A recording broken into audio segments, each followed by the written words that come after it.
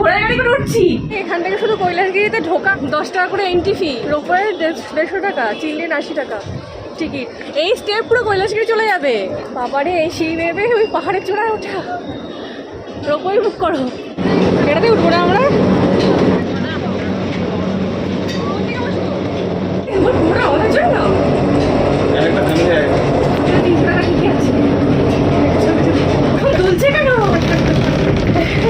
ঘোড়ার গাড়ি করে উঠছি।